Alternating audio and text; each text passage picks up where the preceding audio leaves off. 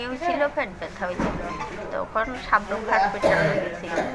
3 দিন ভর্তি একটু জোরে কোন 3 দিন ভর্তি রাখছিল সাবরুম হসপিটাল। তো এই সোনোগ্রাফি করাইছে, করাইবার পরে কইছে যে ভিতরে একটু প্রবলেম আছে। শান্তির বাজারে ভিতরে বলতে কোন জায়গাতে? ইয়ান স্যারেরা কইছে ভিতরে একটু প্রবলেম আছে পেটের পেটের মধ্যে। তো শান্তির বাজার হাসপাতালে পাঠাইছে, আনছি। আনবার পরে ইয়ানে রাখে না, তারা সাইডায় চালার লটটা দিয়ে সাবরুম জীবিত রেফার দিছে।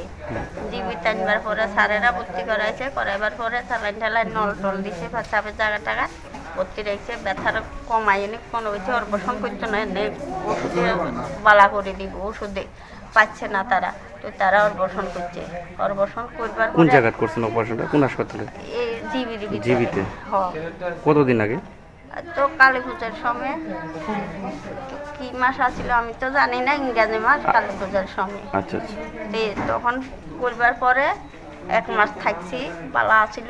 জীবিতে অপারেশন করে 1 মাস থাকি গেছে। তারপরে কি বাড়িতে গেছিলেন? বাড়িতে যাইনি, জীবিত থেকে ছুটি দিয়ে দিছিল? হ্যাঁ, ছুটি দিয়েছে। আর 1 মাস বাড়িতে, 1 মাস পুরো আসিলাম না, আবার ভর্তি হয়েছি। আবার কোন জায়গাতে ভর্তি হয়েছে?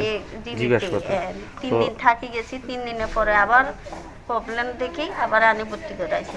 স্যারেরা কইছে আইবার 3 মাসের পরে অপারেশন করবো, দেখেন যে এইটা 12 কইছে আবার করবো। করবার পরে আমরা লই আছি 30 তারিখে করবো কইছে। আনবার পরে আজ যা 23 দিন ভর্তি।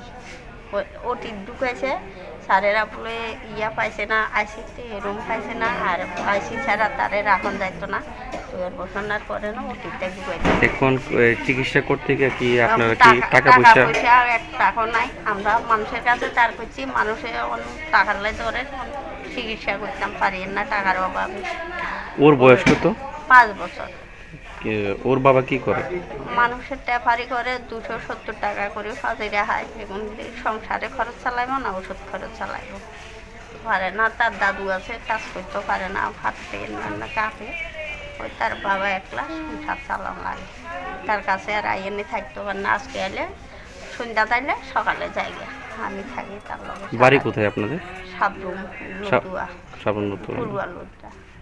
তো এখন আপনারা যে জনগণের কাছে বা মুখ্যমন্ত্রীর কাছে, সরকারের কাছে কি দাবি রাখবেন ওর লেগে আর কি? সাহায্য লাগে, তার লাগে সাহায্য চাই সরকারের কাছে, জনগণের কাছে সাহায্য চাই। তো বাচ্চাটা পালা করে পারেন না।